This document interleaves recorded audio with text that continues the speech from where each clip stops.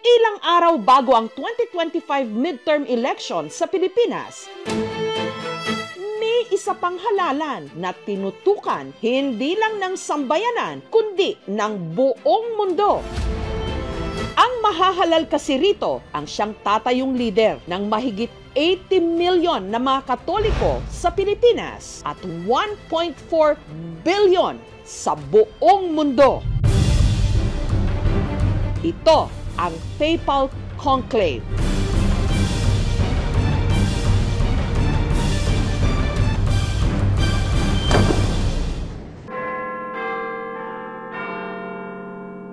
At matapos ang ilang araw na mabusising pagpili ng mga kardinal sa Vatican City, sa hahalili sa yumaong Pope Francis, pasado hating gabi nitong Biyernes oras sa Pilipinas o alas 6 ng gabi sa Vatican City, may puting usok na lumabas mula sa chimney ng Sistine Chapel. Hudyat ito na napili na ang ika-267th na Santo Papa sa kasaysayan. We have a Pope Father! Habemus Papam!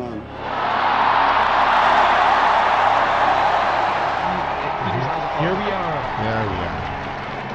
Siya ang kauna-unahang Santo Papa mula sa Estados Unidos, si Cardinal Robert Francis Prevost, na pinili ang pangalang Pope Leo XIV. La pace sia con tutti voi! Ang paghalal sa pinakabagong lider ng simbahang Katolika inabot ng 2 araw. Buongiorno! Magandang araw po mula rito sa loob ng Vatican sa Italy. Ito po ang araw na pinakahinihintay ng buong mundo, May 7, ang pagsisimula po ng conclave o kung tawagin po ng mga Italiano ay conclave. Ang paghalal ng mga kardinal sa bagong Santo Papa ginanap sa loob ng makasaysayang Sistine Chapel. Sa likod po ng napakahabang pader na yan ng Sistine Chapel dito sa Vatican, dyan po nakalagak ang priceless treasures, mga obra ng sining, mga artwork ng Vatican. Diyan din po magpupulong ang 133 cardinals mula sa iba't ibang dako ng daigdig para sa conclave. Bago nagkulong sa kapilya ang cardinal electors, nagdaos muna ng Mass for the election of the Roman Pontiff sa loob ng St. Peter's Basilica. In nomine Patris et Filii et Spiritus Sancti. Habang sa labas, matyagang nakaabang ang libo-libong mga Katoliko mula sa iba't ibang panig ng mundo. Isa na rin karangalan na nabilang tayo na maging candidate ng Vatican. Mga siman na nag-dock dito sa Rome. KMGS na yan. Excited for this whole period of discernment for our cardinals. Time check, 4 o'clock dito po sa Italy. Papasok na po yung mga kardinal doon sa Sistine Chapel para sa pagsisimula ng conclave. Et ego, Aloysius Antonius Cardinalis Tagle, Spondio, Voveo, Acur, sic me Deus adjuvet. So, nandito po ako sa Vatican Press Office kung saan po nakamonitor ang world media sa nangyayari po sa conclave by way of a big screen monitor. Hindi po kasi open sa coverage ng mga reporter. Ito na lang po yung binigay sa amin ng monitoring area. Extra omnes.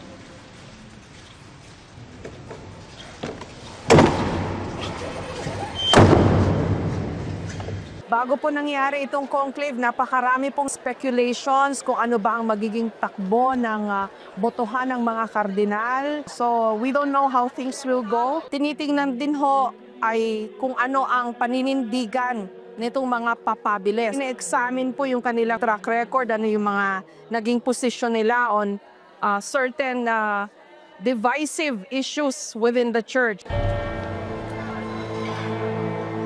Narito pa rin po tayo sa St. Peter's Square.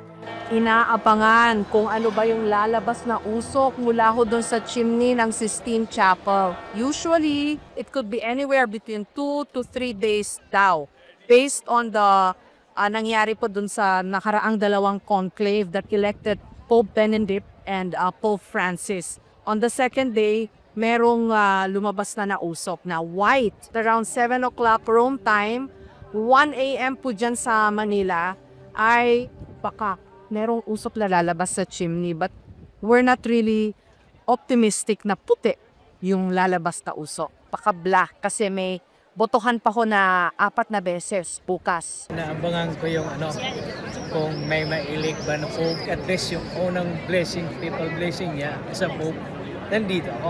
Yung ba yung sinadya mo rito? Yun. Ito pinakamatagal. Itong yung araw na to, no? Araw. Oo. Bakit ba kayo nandito para mag-abang? Since po, first time namin to na may experience na may magiging bagong Pope.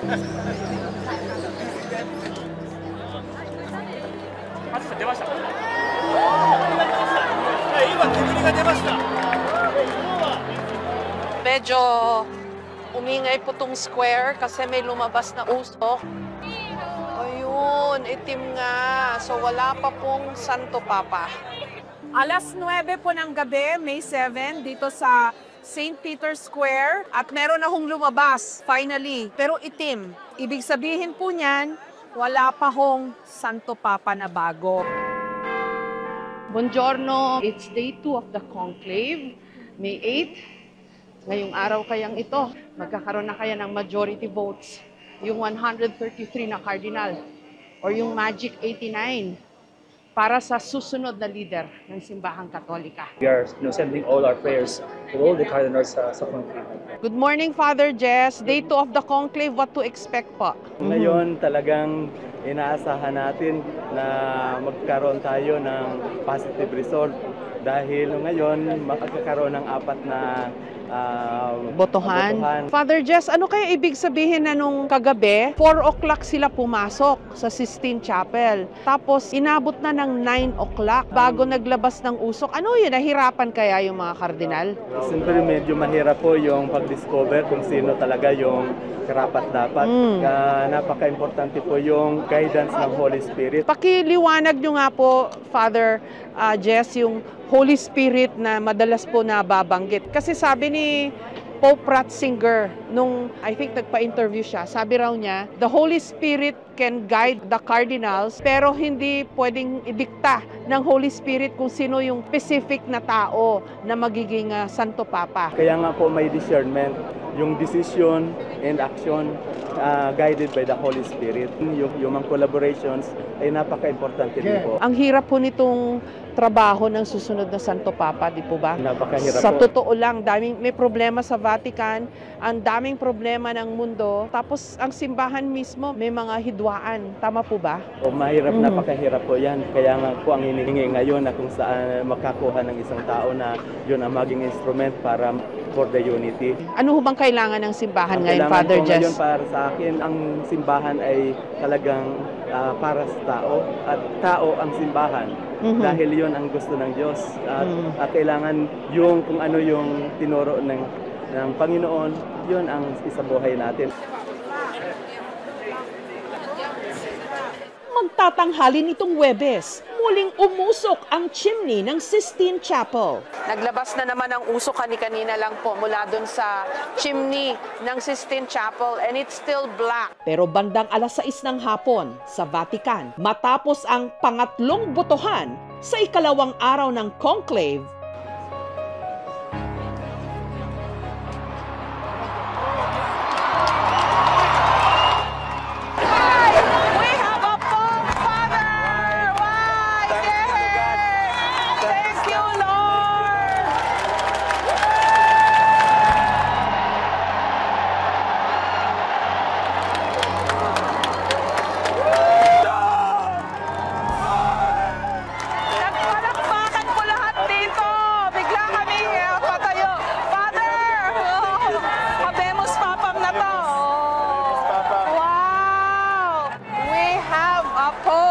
nakapag-decide na po yung mga kardinal. At saka inaccept na rin ng inelect na Pope. Ano pong feelings and thoughts niya, Father, as a priest? As a priest po, nagpapasalamat ako ng gusto sa Panginoon dahil ibinigay niya sa atin uli ang kanyang pagtitiwala na isa sa mga cardinals ay maging vicar niya dito sa lupa na maggagabay sa atin para magpagpatuloy at may sabuhay natin ang pananampalataya. Nakakatuwa ho yung reaction ng mga tao, may mga umiiyak. Tears of joy? I hope so, yes. Surely it will be a new age, I hope, of peace. Wowie, ano reaction mo? Meron ng Santo Papa? Sobrang happy po, ma'am. Oh, thank you. Papa. Hanggang ngayon, meron pa rin po. And then, followed by the crowd dito po sa St. Peter's Square, erupted into cheers. May mga lumundag, may naiyak, may nagyakapan. Lahat natuwa kasi finally, meron ng napiling Santo Papa.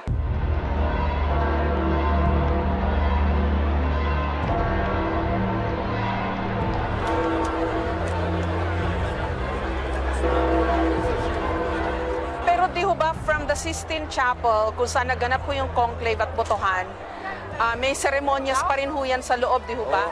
Ano nga ho yun? Sa rites. Paano po? Pupunta muna siya sa Chapel of Tears kasi doon din yung magninilay-nilay siya at doon din iyaano sa kanya yung damit. Tapos niyan, papasok siya dito sa St. Peter para doon sa Seat of Peter. Ano ho nangyayari doon sa chapel ho ba o Room of Tears na tinatawag, Father? Doon siya kadalasan yung mga naging popes noon, hindi lang sa naghihingi ng tulong o nanalangin, pero doon din sila, napapaiyak talaga sila. Kasi pag inapoint sila, dahil mabigat po na responsibilidad maging leader ng simbahan, niiyak din ho sila. Kasi siyempre isipin mo sino naman ako na maglingkod dito. Pero sila ang pinagtiwalaan ng Panginoon. So it's all very traditional, ancient traditions po yung sinusunod. Yung ritual mismo na after election na tinanggap niya na at may sinabi na siyang pangalan na gusto niya. Kung sinong santo yung gagamitin niya yung pangalan. So ang tanong pa rin, sino kaya ang bagong Santo Papa? Ilang sandali pa, magaganap na ang pinaka-inabangan ng lahat. Ayan na. Yung balcony. Okay, ayan na po. Father, nakikita niyo? Nagbubukas na po yung balkonahe ng Basilica. Ang una hong lumalabas, cross, Father. Mula sa balkonahe ng St. Peter's Basilica, inanunsyo ni Cardinal Dominic Mamberti ang pinakahinihintay ng buong mundo. Habemus Papam.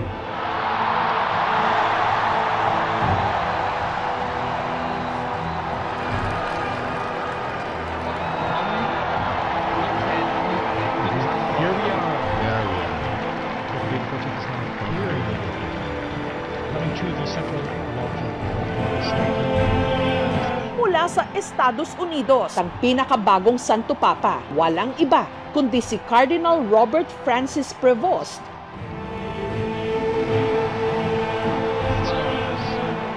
Ang napili niyang pangalan, Leo XIV.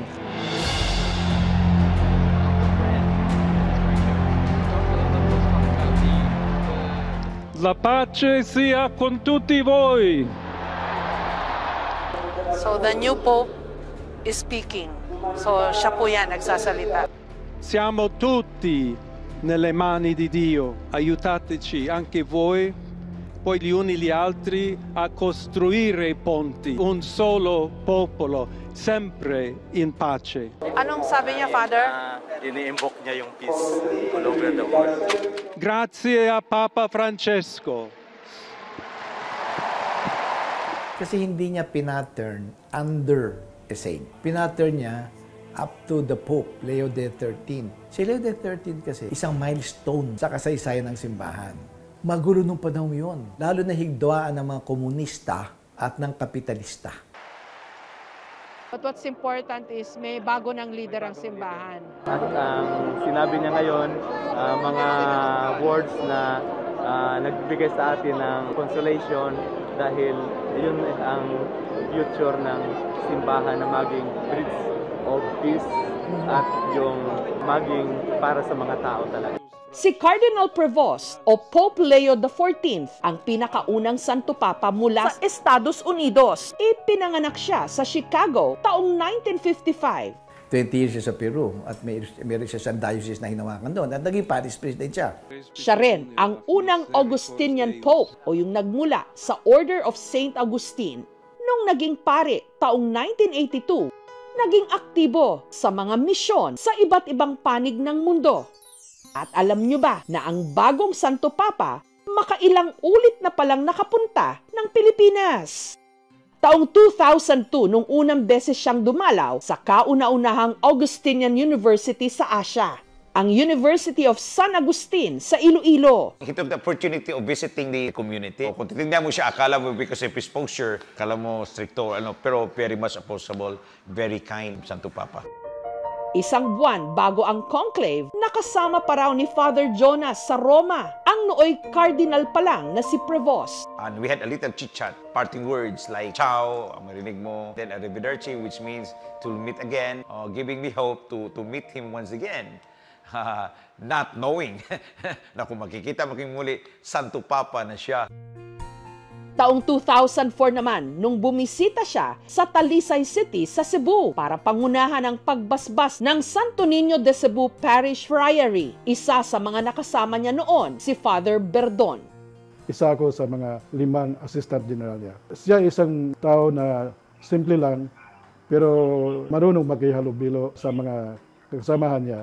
Habang noong taong 2010, nagkaroon ng pagtipon-tipon dito sa Pilipinas ang mga paring Augustinian mula sa iba't ibang panig ng mundo. Isa sa mga pinuntahan ni Father Prevost ang San Agustin Church sa Intramuros sa Maynila, kung saan din siya nagdaos ng misa. Ako ito, tapos yun si Pope Leo XIV. Father Prevost daw is very patient. I'm proud to be an Agustinian. Si Pope ay Agustinian din. Si Carlo, isa raw sa mga maswerteng nakapagpa-picture kay nooy Father Prevost, na ngayon Pope Leo XIV. Yung picture was taken when I attended the solemn profession of an Augustinian nun in a monastery in San Jose del Monte, Bulacan. Siya nagbibigay ng homily. Nung lumabas na siya, sabi ko, Father Prevost, may I have a picture with you? Doon na kami nagpicture yung selfie namin, group picture with the other Augustinian friars and seminarians and other guests. Yun na yung first and last encounter ko ata with then Father Prevost, now Pope Leo XIV. Very accommodating siya. Tapos meron talaga siyang radiance. Alam mong mabait siyang tao. Kaya labis daw ang galak niya nung napanood itong lumabas sa balkonahe ng St. Peter's Basilica bilang bagong Santo Papa. Napatayo talaga ako sa kinauupuan ko. Sabi ko, wait, teka, may picture ako niya. Masasabi ko talaga na the Lord works in mysterious ways. Yung galawan ng Panginoon ay hindi natin galawan. Kasi syempre, di ko talaga inaakala si Cardinal Prevost ay magiging Santo Papa. Father Jess, palagay niyo po anong magiging direksyon ng simbahan with the new Pope? Ang misyon ng simbahan na maging bridge, makamit ng buong mundo ang kapayapaan na kailangan ngayon. Habemus Papam.